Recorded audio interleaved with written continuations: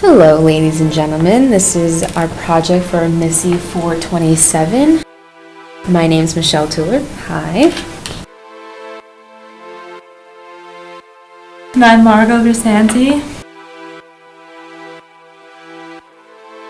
And the first topic we're going to talk about is implemental microchips under the skin, or microchip tattoo. And I find this very scary, but also really cool. But ultimately, it's very helpful in the future.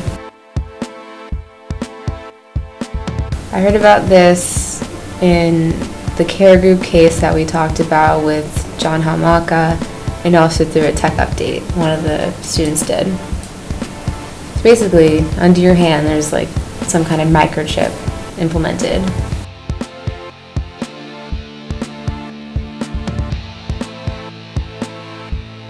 And it can contain important information such as medical history.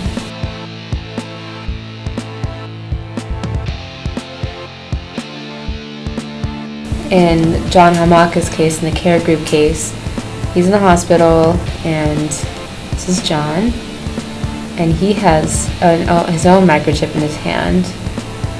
So he's able to, once he's in one of the hospitals, they can find out where he is if they need him.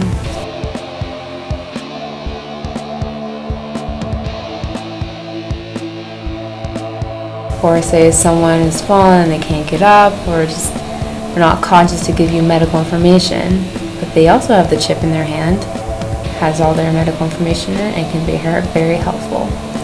And in my case, I like to ride horses competitively, and in competition, we usually wear armbands that have medical information in it, but this is only in competition, not in practice. So this would be helpful because it would be on our hand the whole time, so even in practice and competition, if we do fall off and we get a concussion and go unconscious, we'll have the information in our hand already. And don't worry, we don't have to worry about the armbands that we usually wear in competition.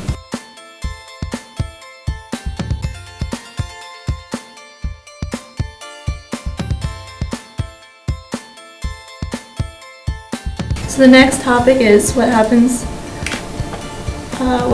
to your online life after you die.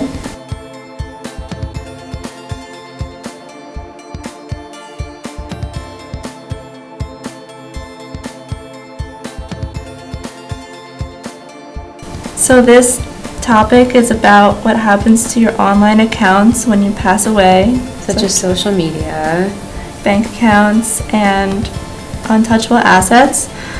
Delaware is the only state that grants family members total control over digital assets, but other states do not. So where does it go? Currently, if you die tomorrow, family or loved ones would not be able to access social media accounts or any other online accounts you have. And this is obviously an issue, especially, for example, if you have a deceased child and you can't take down their Facebook page, or you can't access bank accounts from your deceased loved ones, and you may have bills to pay for them.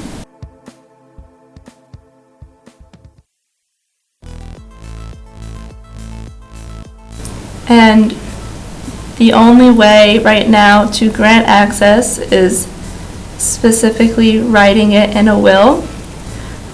So personally, why this is interesting to me is because I have a lot of online accounts such as PNC, Facebook, Gmail, Instagram, and I don't know what I would do because I don't have a will.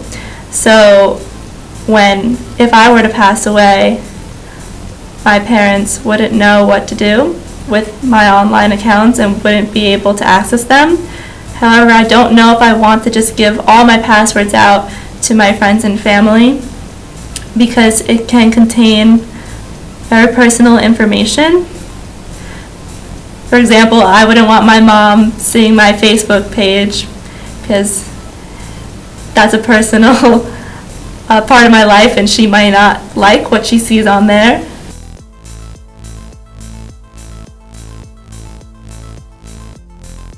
So how this applies to my career, when I graduate, I am thinking of applying to JP Morgan, and I currently have a mentor who works for the head of customer service and card operations of Chase.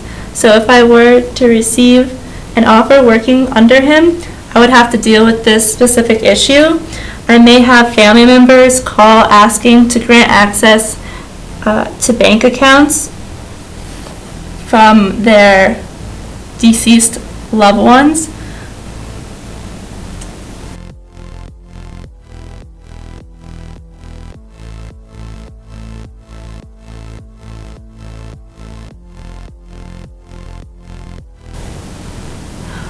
Also, how this personally relates to me is I don't have a will, so I would maybe in the near future write a will with my account information on it and give it to a lawyer so my parents could have access to my account information if something were to ever happen to me.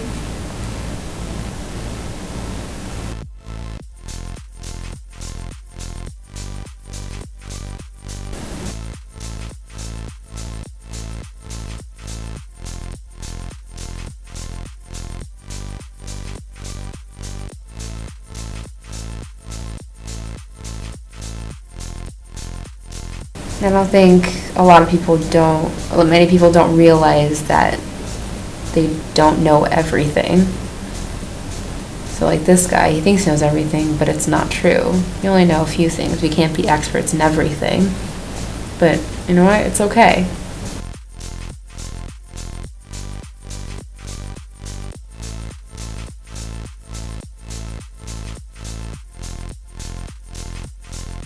So what we really need to do is we need to see what we don't know, because if we don't know what we don't know, then it's going to hurt us. So Yeah. like this guy will find out that he doesn't know a certain thing. So option 1,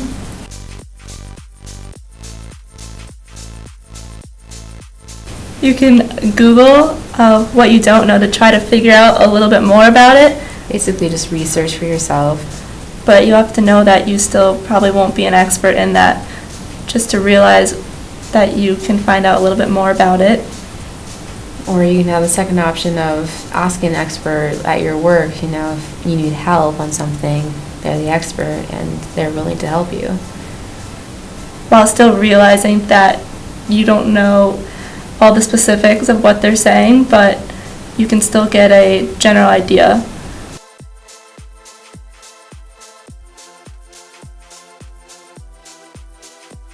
So with this guy who was in charge of building a bridge, he thought he knew everything, but it turns out he doesn't, and affected his project.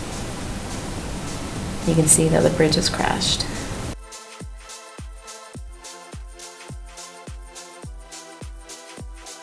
So how this applies to us is, while we're in school, we know our major, basically, but there's so many other things in the school that we don't know about, such as all the other majors that are around.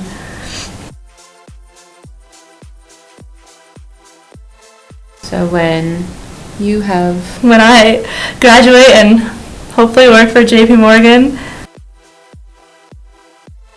and I realize I don't know a lot of things because I'm brand new, I'm going to have to reach out to people to make sure I understand what I don't know. When I go home to work for my mom's company, I need to see what she's up to. I need to learn from her, since it's her company, and ask for help, because I won't know everything. And that will lead us to success.